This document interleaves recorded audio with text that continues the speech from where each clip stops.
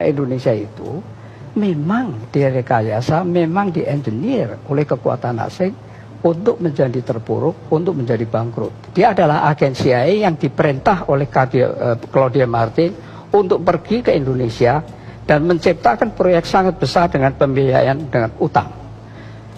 Berikan justification atau pembenaran bahwa proyek itu sangat penting.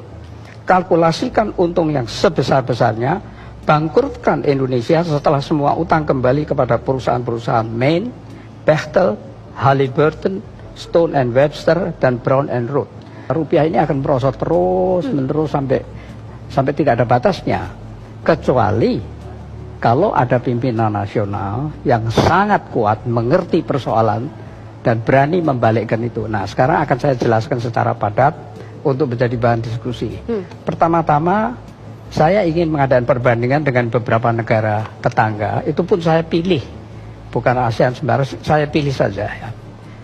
Per 31 Desember 1970 sampai hari ini, ya, Singapura dolar 19 tahun 70 itu 1 US dollar 3 dolar. Sekarang 1,3, jadi mengalami apresiasi, mengalami penguatan 57%. Malaysia dari 3 dolar menjadi 3,93, mengalami depresiasi 31%. Lalu Thailand dari 21 menjadi 31,86, mengalami depresiasi 52%. Filipina dari 6 peso menjadi 51,9, mengalami depresiasi 756%. Indonesia 363 rupiah per US dollar. Sekarang 14.000, mengalami depresiasi 3.757%. Kalau sepanjang 48 tahun seperti ini, mengapa selanjutnya tidak, gitu kan? Nah, kalau menurut pendapat saya selanjutnya akan demikian terus. Oleh karena apa? Oleh karena masalahnya bukan hanya masalah ekonomi, tadi sudah jelas masalah ekonominya. Tetapi kok masalah ekonomi, soal ekspor segala macam, kok seperti itu bagaimana?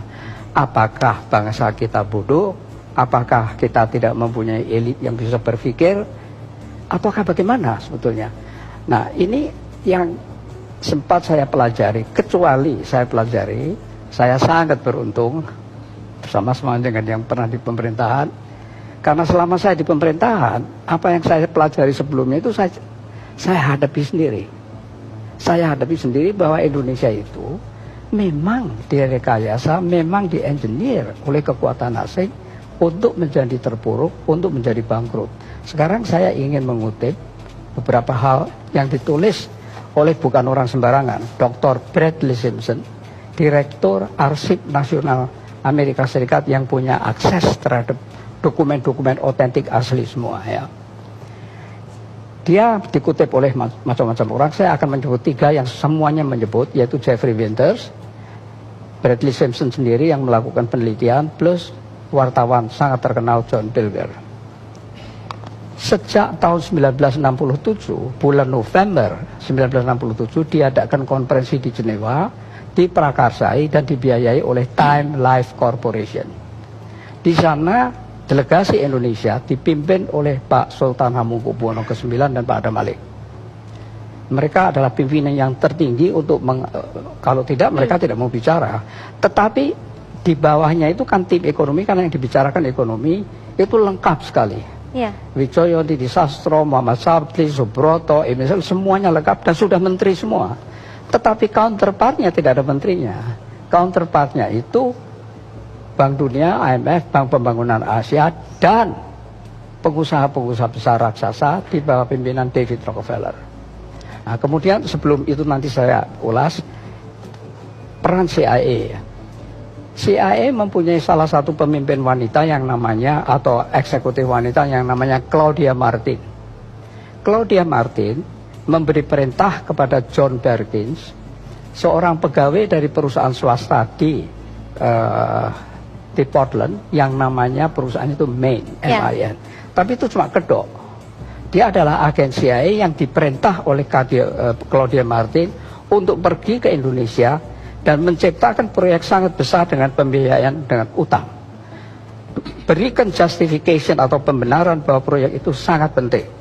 kalkulasikan untung yang sebesar-besarnya, bangkrutkan Indonesia setelah semua utang kembali kepada perusahaan-perusahaan Main, Bechtel, Halliburton, Stone and Webster, dan Brown and Root. Katakan bahwa proyek ini akan meningkatkan PDB tanpa peduli siapa yang menikmati. Katakan juga bahwa PDB bisa naik oleh satu proyek saja yang besar. Oleh karena definisinya memang demikian. Buat pengusaha yang terkait senang dengan memberikan komisi, imbalan lain, dan kenikmatan-kenikmatan lain, antara lain fallback position. Kalau kesulitan di Indonesia akan ditampung di IMF, World Bank, dan sudah ada buktinya kan. Ya.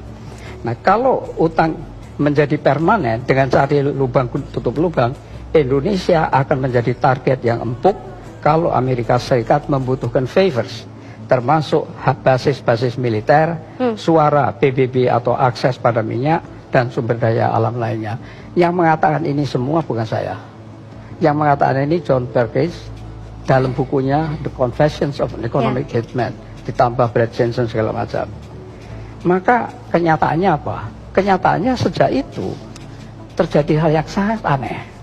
Bagaimana ekonom-ekonom yang begitu hebat bisa melakukan hal-hal seperti ini? Sejak 67, ya, utang itu tidak disebut loan, akan tetapi disebut bantuan, aid. Ya. Utang di dalam APBN tidak disebut utang luar negeri, tapi disebut pemasukan pembangunan. Dan itu tertulis. Ya. Selama 32 tahun tertulis seperti itu. Ya. Terus kemudian nanti saya, nah terus dalam konferensi Jenewa November 67 itu sudah semuanya sudah dihabisi. Kita bicara Freeport seolah-olah baru belakangan. Tapi dalam konferensi November 1967 mereka mengatakan dalam 3 hari Indonesia sudah diambil alih oleh 5 kamar industri, jasa, dagang. Tapi yang penting-penting saya kemukakan, ketika itu Freeport sudah mendapat bukit di Papua Barat. Sebuah konsorsium Eropa mendapat nikel di Papua Barat. Alcoa mendapat bagian terbesar dari boksit Indonesia. Sekelompok perusahaan-perusahaan Amerika, Jepang, dan Prancis mendapat hutan tropis di Sumatera, Papua Barat, dan Kalimantan. Nah, sekarang solusinya bagaimana? Kalau kita mau mencari solusi, kita mesti membedakan antara 2 hal, yaitu keunggulan itu ada 2, keunggulan komparatif atau keunggulan kompetitif. Keunggulan kompetitif itu adalah kemampuan untuk berkompetisi ceteris paribus sama 2 negara, tapi yang satu lebih bisa. Kompetitif kita tidak punya. Tadi sudah disebut, kita tidak punya itu sama sekali pada umumnya, tidak pernah punya. Dibuat sampai tidak punya, atau memang tidak mampu betul, saya tidak tahu. Jadi ini memang dibuat terus menerus seperti yang saya katakan tadi, supaya terjerat, supaya menjadi target, karena Indonesia ini besar dan kaya. Nah sekarang tadi saya baru bicara mengenai komparatif dan kompetitif. Ya. Kompetitif tidak mampu, sebabnya perlu kita cari kenapa kok tidak mampu. Nah kalau komparatif itu karena tidak ada usaha manusia. Secara natur, secara alamiah Indonesia itu sudah diuntungkan. Jadi secara perbandingan sumber daya alam, dan ini yang aneh, mengapa diberikan kepada asing? 90% tadi seperti yang dikatakan. Jadi solusinya bagaimana? Solusinya nomor 1, mesti berani berbicara dengan negara kreditor, rescheduling atau haircut. Tidak mau perang, tapi bicaranya cukup